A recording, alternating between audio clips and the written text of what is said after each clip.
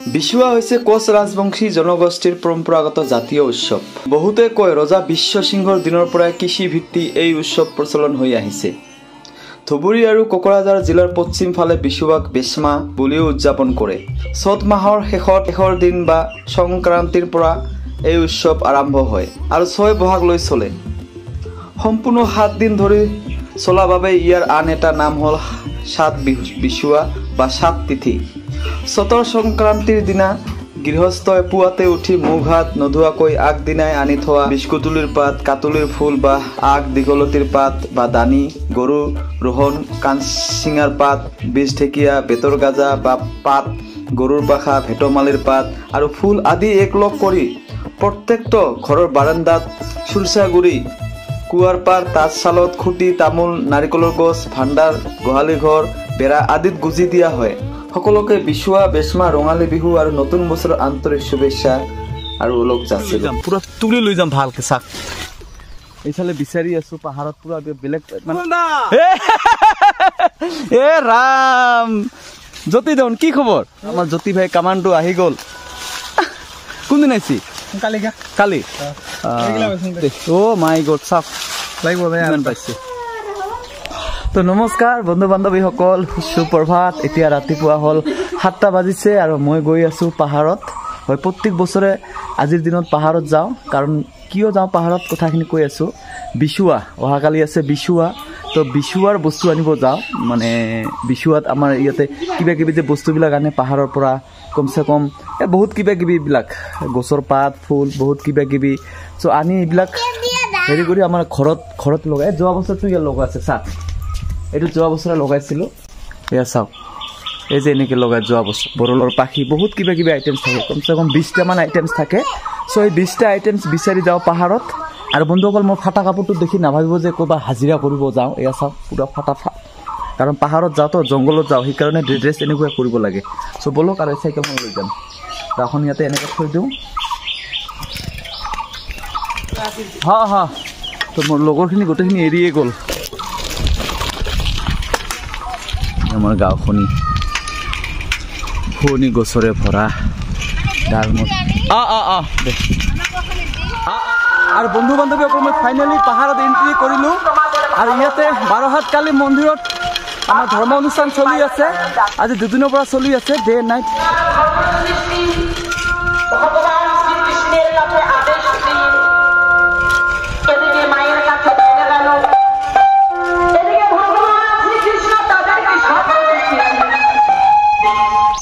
চ' পাহাৰত বহুত মানুহ সোমাইছে, মোৰ বহুত লেট হ'ল।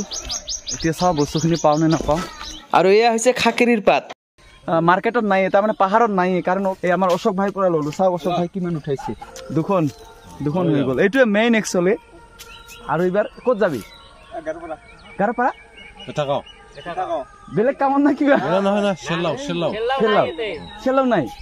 আৰু এটা বস্তু লাগে, মেইন বস্তুটো হৈছে চেলাও নাম, কিন্তু ইয়াতে নাপায়। বেলেগ এখন হেৰিত যাব লাগিব, ঠাইত যাব লাগিব, বেলেগ পাহাৰত যাব লাগিব। তো বলক দাদাহঁতৰ লগতে যাওঁ নে কিবা কবি? এইবাৰ বিচাৰি পালোঁ আমি বাঘ আচুৰা। এই পাতটোৰ নাম একচুৱেলি, এই গছডালৰ নাম হৈছে বাঘ আচুৰা। তাৰমানে বাঘৰ নিচিনা আঙুলি। চাওক এই যে দেখছা, বাঘৰ নিচিনা কাটা একদম। এই পাতটোও লাগে আমাৰ পূজাত।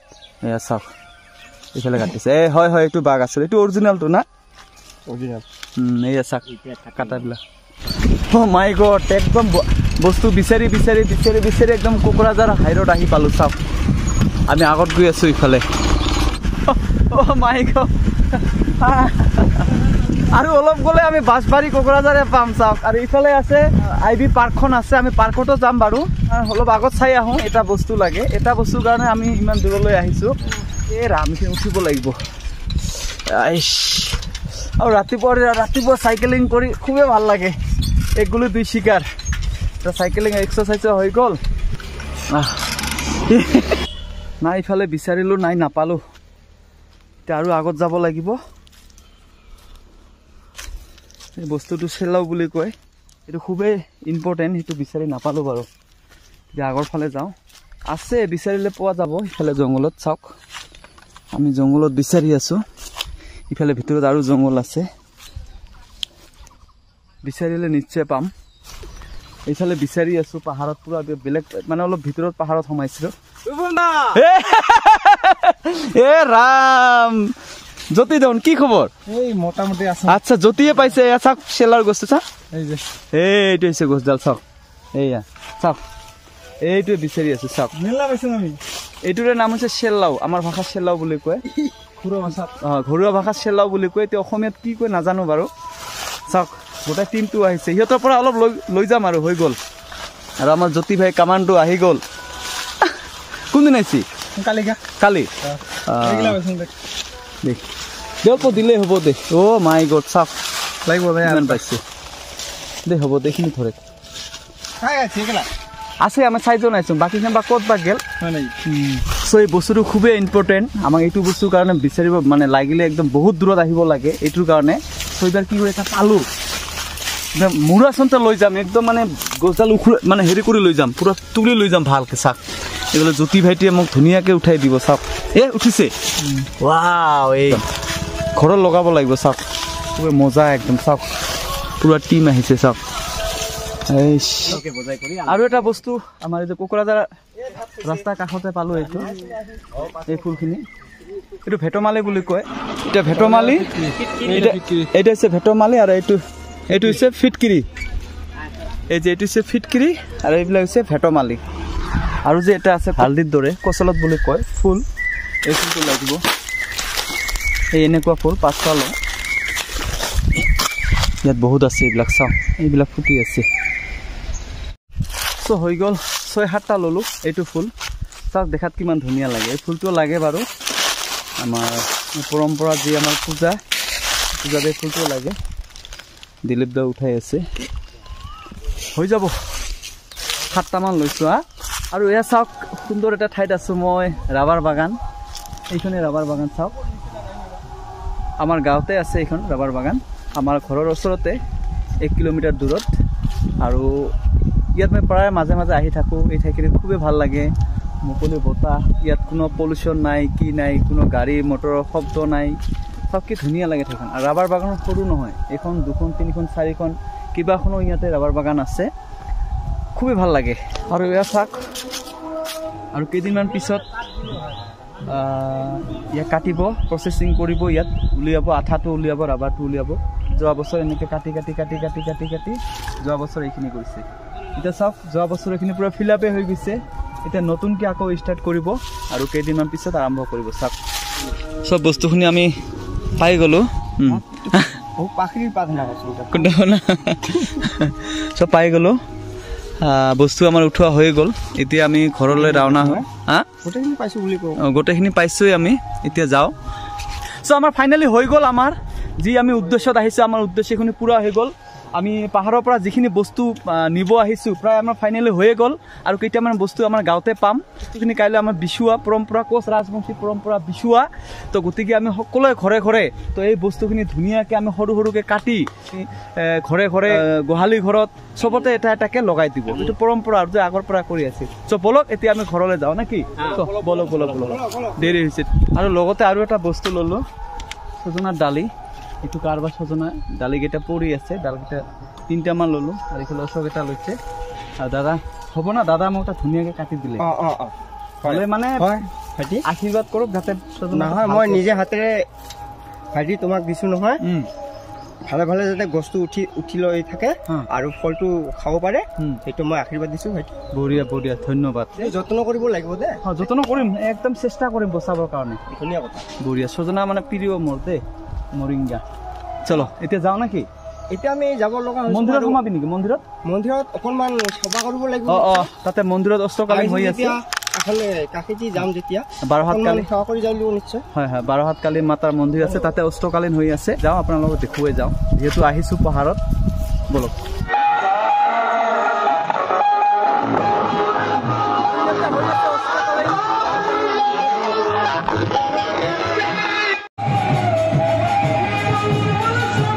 নমস্কাৰ বন্ধু বান্ধৱীসকল গুড মৰ্ণিং সুপ্ৰভাত আজি হৈছে বিচুৱা আৰু মই যোৱাকালি পাহাৰৰ পৰা কাৰণে বস্তুখিনি আনিছোঁ এই বস্তুখিনি ইয়াত চাওক এনেকৈ সজাই থৈছোঁ ধুনীয়াকৈ ইয়াত থৈ দিছোঁ ৰ'ব বাৰু আৰু এয়াই হৈছে পৰম্পৰা আমাৰ চাওক বস্তু কিমান বস্তু আছে ইয়াতে গোটেইখিনি সৰু সৰুকৈ কাটি আজি বিশুৱাত ঘৰে ঘৰে লগাই দিম, ঘৰত মন্দিৰত সকলোতে লগাই দিম। চাওক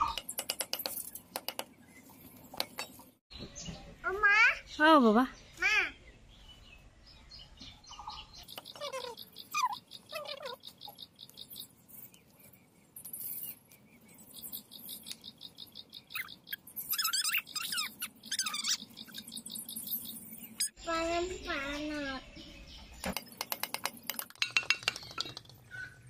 ফাইনেলি হৈ গ'ল। এয়া চাওক এনেকে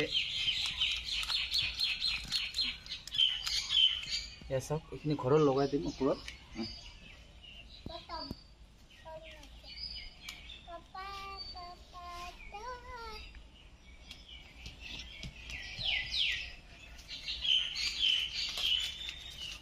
মই ফটো তুলিছে আগত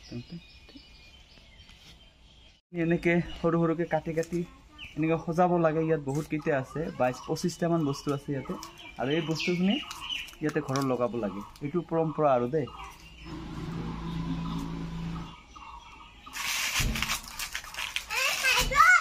আৰু এইবাৰ লগাম মন্দিৰত ইয়াতে।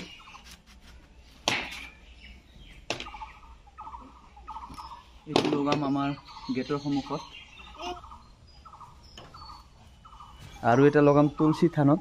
ইয়াত তুলসী আমাৰ মা গংগা আৰু কুৱাত লগোৱা হ'ল। এনেকৈ ধুনীয়াকৈ বান্ধি দিলোঁ, জয় মা গংগা। আৰু এইখিনি ধুনীয়াকৈ এনেকৈ সৰু সৰুকৈ কাটি দিলোঁ।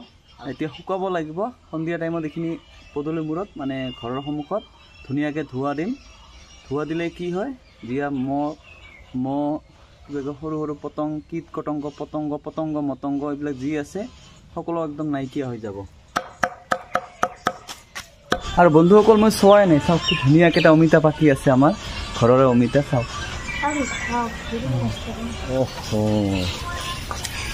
এয়া চাওক, যিহেতু ঘৰৰে একদম পিয়ৰ, তো খাই মজা লাগিব ৰাতিপুৱা ৰাতিপুৱা। আজি তিতা খাব লাগে। তিতা মানে কি, বাস্কা, নিমপাত আৰু হালধি, তো গোটেইখিনি মিক্স কৰিছে নেকি? হা এক্সট্ৰা এইটো এইখিনি হৈছে বাস্কা,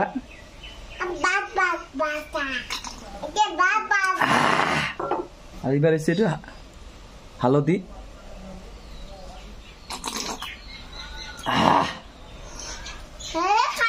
গোটেইকেইটা তিতা। আৰু এইটো হৈছে ডেঞ্জাৰ, এইটো চাওক নিম তিতা।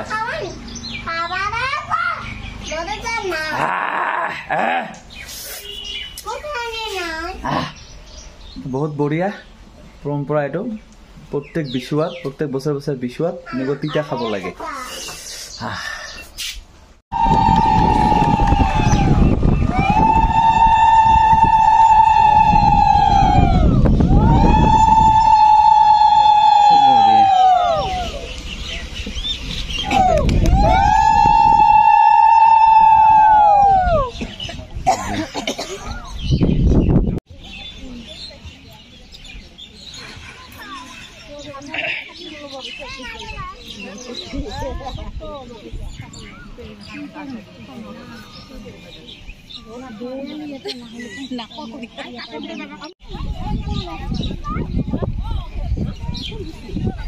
শহীদ বেদী অৰ্পণ হৈ গ'ল। এইবাৰ আছে আমাৰ চিলাৰা প্ৰতিমূৰ্তি মাল্য ৰোপণ আৰু বন্তি প্ৰজ্বলন আমাৰ চিলাৰা প্ৰতিমূৰ্তিত। তো গোটেইখিনি ৰাইজে তাতে যাব চিলাৰা প্ৰতিমূৰ্তিৰ ওচৰত। চিলাৰা প্ৰতিমূৰ্তি মাল্য ৰোপণ।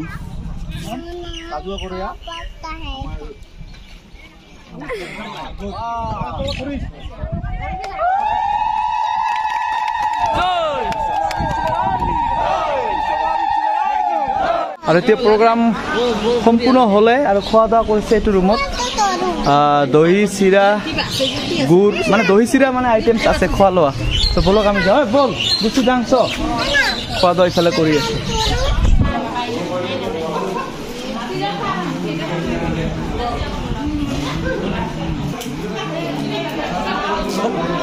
মিঠাই পাইছে না? মিঠাই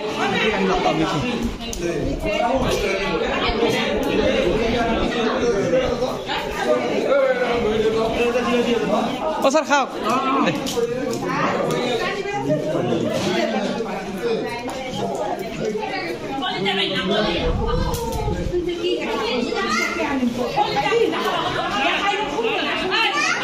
আৰু শেষত ময়ো অকণমান পেটটো পূজা কৰি আজিৰ ভিডিঅ'টো ইয়াতে সমাপ্ত কৰিছোঁ। যদি আপোনালোকে ভাল পাইছে নিশ্চয় লাইক কমেণ্ট শ্বেয়াৰ কৰিব। ধন্যবাদ।